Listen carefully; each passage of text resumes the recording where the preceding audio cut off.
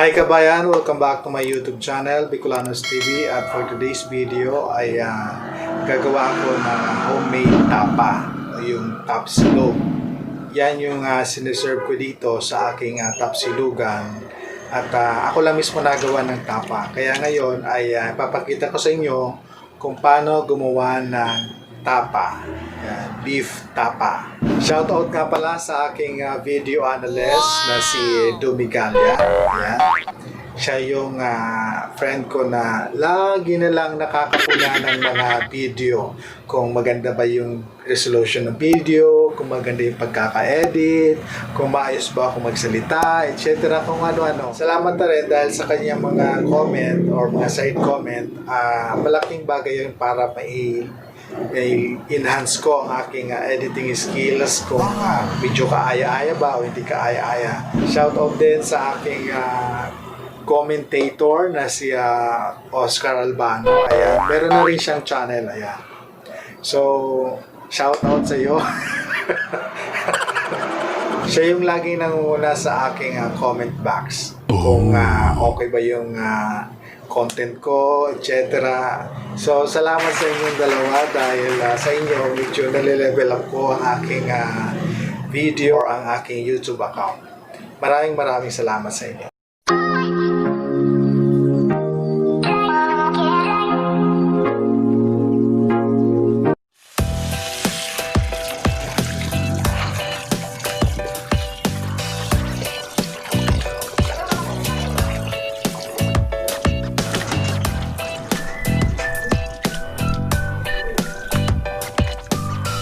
Ito yung karne na gagamitin natin, yung baka na binili lang to sa palengke, bali 2 kilo. Kapag ako gagawa ng tapa, lagi-laging dala 2 kilo para mag-serve siya ng mga 20 to 25 serving para sa order na tapsilog.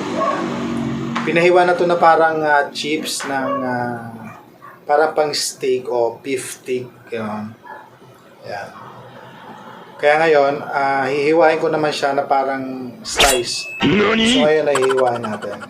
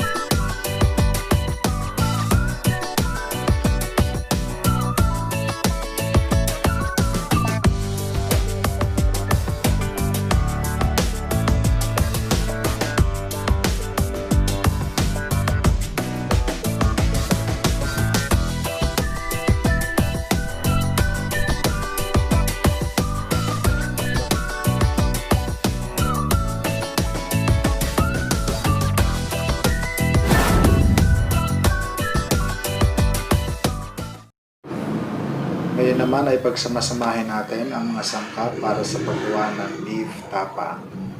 Yan. Maglagay ng 1 cup na soy sauce. 1 cup lang kasi baka mapasobrahan na umalat yung tapa. Tapos, maglagay ng 3 takal na asukal. Ayan. Sa isang 1/4. 1/4 cup ito. 3 takal lang. Tapos, maglagay ng fried garlic. Ayan. Tapos, maglagay ng black pepper. Tapos, isang pack ng ginisa mix. Hindi na kasi ako naglalagay ng MSG. Kaya, ginisa mix ang nilalagay ko. Tapos, lagay na natin yung calamansi juice. Mas maraming calamansi juice, mas maganda. Haluin hanggang sa ma-dissolve lang ang mga ingredients at suka.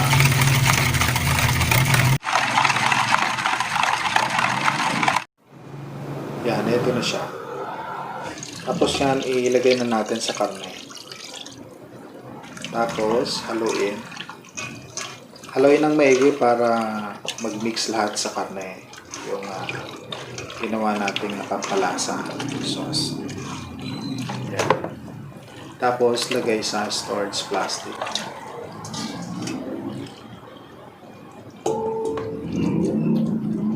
Ayan. Yan, pantayin lang. Tapos, yan.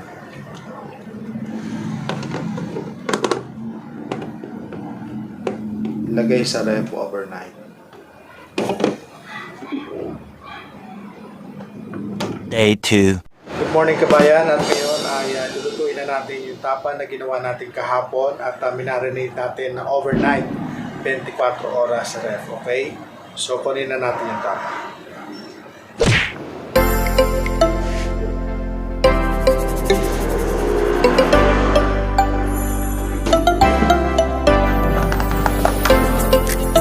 Ano siya? Okay.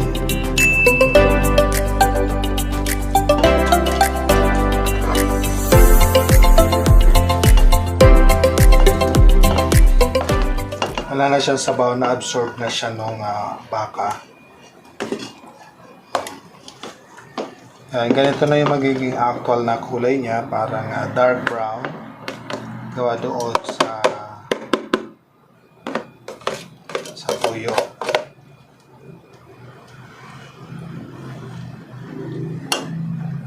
Tapos lalagyan natin ito ng konting tubig.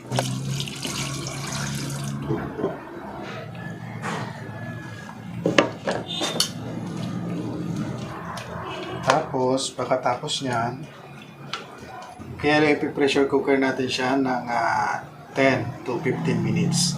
Tapos, papatayin. Tapos, lulutuin na lang sa medium fire hanggang sa maigay yung tubig. Para yung karne ng baka, malambot na malambot talaga siya. Kasi pagka hindi ito pressure cooker, baka yung karne ng baka medyo makunat pa. Kaya i-pressure cooker mo siya, okay?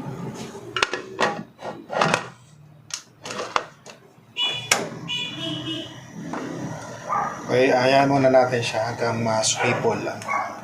Okay. A few minutes later. Ayan, nag-start na siyang mag-swivel kabayan. So, once na mag-swivel na siya, start na siya ng 10 to 15 minutes lang. Tapos, papatayin ulit siya, tapos lalamigin, tapos bubuhayan ulit, tapos paigay na siya. Pinipressure cooker ko siya kasi para yung meat ng baka ay lumambot. Kasi kapag ka-actual siya, hindi sa pressure cooker, matutuyuan ko ng sabaw, pero yung meat ng baka, makunat pa kasi kung malambot. Kasi kung tapa na malambot siya, juicy siya. So, ayayin lang muna natin siya ng 10 to 15 minutes. Ganyan, okay? Balikan natin siya maya-maya. A few minutes later.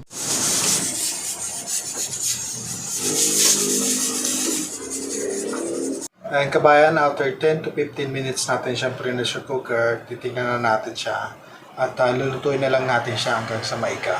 Okay? Ouch! Ouch! Ginagawa mo. Yan, tingnan nyo kabayan. Ganyan yung mangyayari sa tapa. juicy na siya. Wow! Medyo may sabaw pa siyang konti, pero maiigahin na lang natin siya ng konti. Tapos, yun na. Serve na siya. So, pakukulan ulit natin siya hanggang sa maiga na siya. Paigahin muna natin. Okay. Antay-antay lang. Just take few minutes. Okay na yun. Yan, malapit na siya. Kunting sabaw na lang siya. Tapos, ano.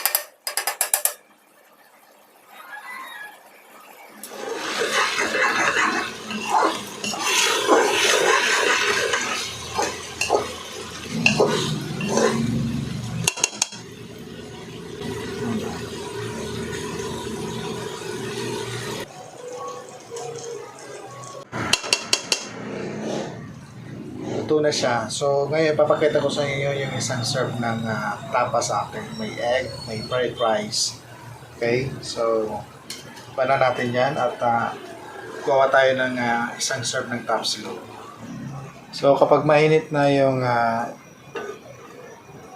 kawali, lagay ng mantika. Dito. Yan. Tapos, isang egg. Yan. Tapos, asin. Tapos, pagka ganyan na yan, tatakpan na natin siya. Para yung egg yolk ay ma-firm. Buo lang siya. Papatay ng apoy. Tapos, ito na tayo sa rice. So, ganito naman pagpa-fried rice. Pagtakalan na ganito.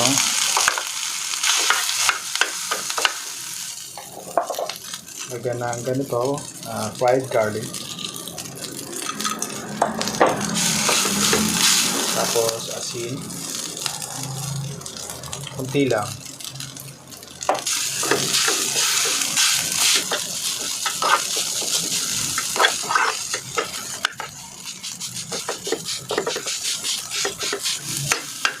Kaya okay na yung fried rice natin.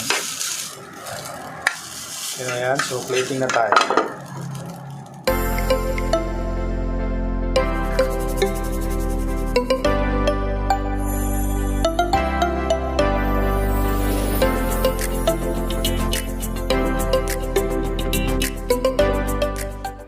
Ito na ang aking homemade tapsilog. Wow! Suka, syempre. Oh, nagurula. Tingnan natin ito. Homemade tapsilog.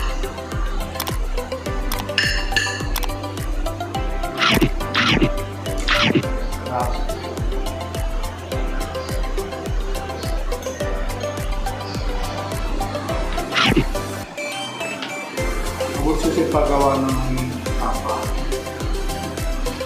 Pero kapag nakuha mo na yung tama na timpla,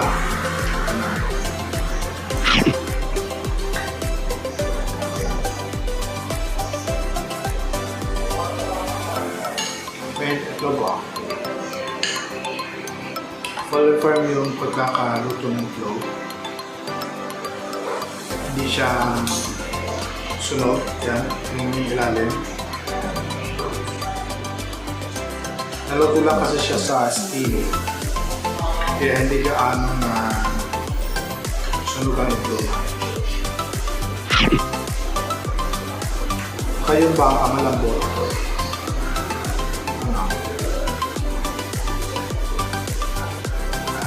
Malambot yung baka. Kasi naka-pressure cooker siya ng 10 minutes to 15.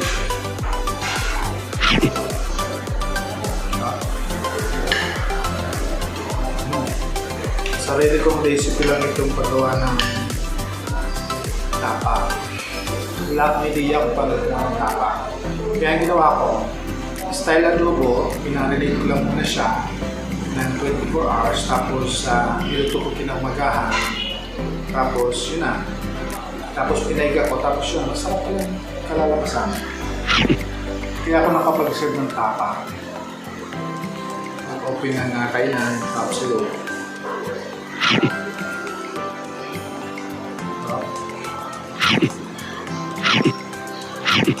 So that's it for my vlog for today. So kung nagustuhan mo ang aking vlog ay huwag kalilimutan mag-like, mag-share at mag-subscribe and hit the notification bell para sa iba pa mga videos na natin. Bye-bye!